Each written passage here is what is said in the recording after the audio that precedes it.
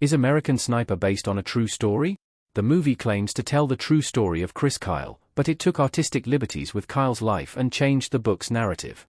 Released in 2014, American Sniper charts Kyle's childhood, early adulthood, military career, retirement, and ultimately his untimely death. Bradley Cooper stars as Kyle in director Clint Eastwood's loose film adaptation of American Sniper, the autobiography of the most lethal sniper in U.S. military history. The movie earned 6 Oscar nominations, including a Best Picture nomination for Eastwood and a Best Actor nomination for Cooper. While Kyle was celebrated for his success as the deadliest marksman in U.S. military history, his tours of duty during the war in Iraq took a huge toll on his marriage, which became the main conflict of the film. Critics praised Cooper's committed performance and Clint Eastwood's engaging direction, but American Sniper was controversial for its historical inaccuracies. According to the data site Information is Beautiful, there is just 56.9% of footage that makes American Sniper a true story. 12. Chris Kyle never had to shoot a child. It was a woman who he shot rather than a child. In the opening scene of American Sniper, and the opening of Kyle's memoir, the pressures of Kyle's sniping career are demonstrated when he sees a woman hand an anti-tank grenade to a child, who then approaches a U.S. military convoy, and Kyle has to decide whether to pull the trigger. This is a moment that the movie uses to show that the enemy is more vile and evil than they might have been otherwise because they are sending a child to their death, proving they have fewer morals than one might expect. In real life, there was no child. Via The Guardian, the woman herself carried the grenade to the convoy.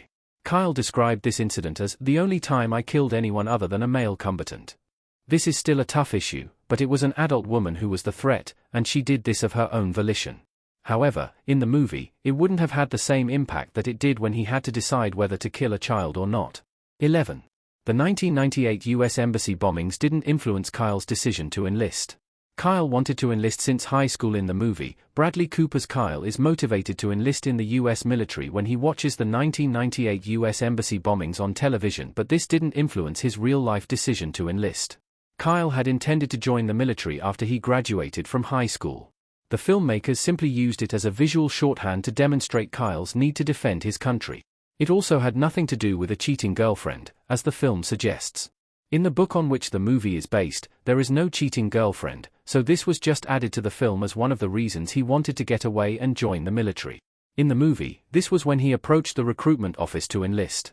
With no cheating girlfriend, it was also easy to embellish the entire embassy bombing as a reason to enlist as well, though that makes it the easiest to disprove.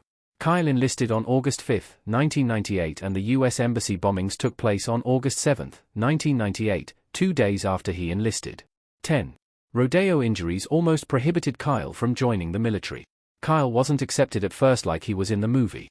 When Kyle first enlisted to join the military, he was turned down due to injuries he had sustained from bronco-busting rodeos, via Slate.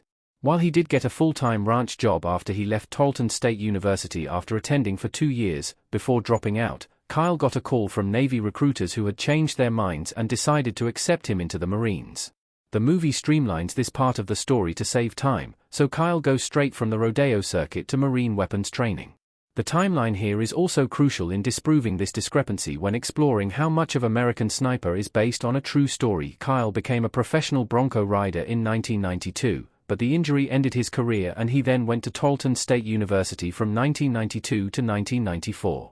He enlisted in the Navy on August 5, 1998. That means his injury happened 6 years before he enlisted in the military. 9. Kyle's wedding wasn't interrupted by the outbreak of war.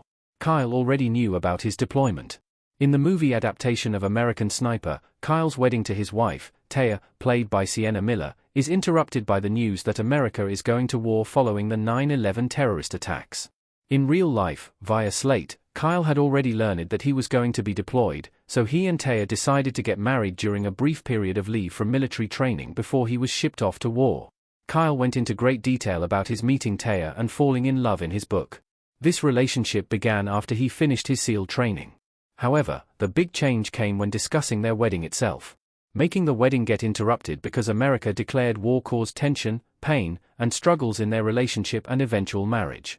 That is a lot more exciting for a movie than the truth, as the war started on October 7, 2001. Kyle got married on March 16, 2002, before his deployment, but 5 months after the US declared war. Mustafa is partly fictional. Mustafa was never really Kyle's nemesis. The American Sniper movie introduces a Syrian sniper named Mustafa, an ex-Olympic sharpshooter, played by Sami Sheikh, who is Kyle's main opponent.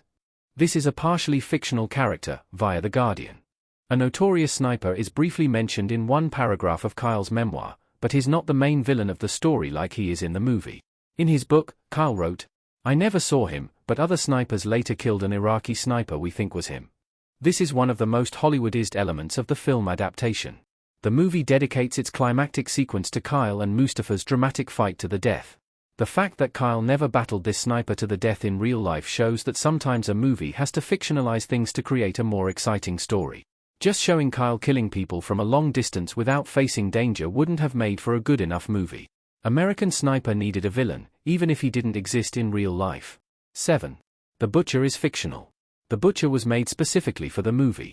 The Butcher with a drill in American Sniper.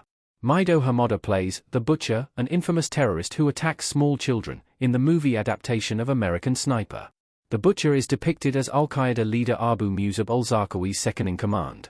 Although he's thought to be inspired by Ismail Hafid al-Lami, also known as Abu Darara, via The Guardian, who was blamed for thousands of deaths in the mid-2000s, The Butcher is a fictional character. Once again, this was how Clint Eastwood put a face on the villains.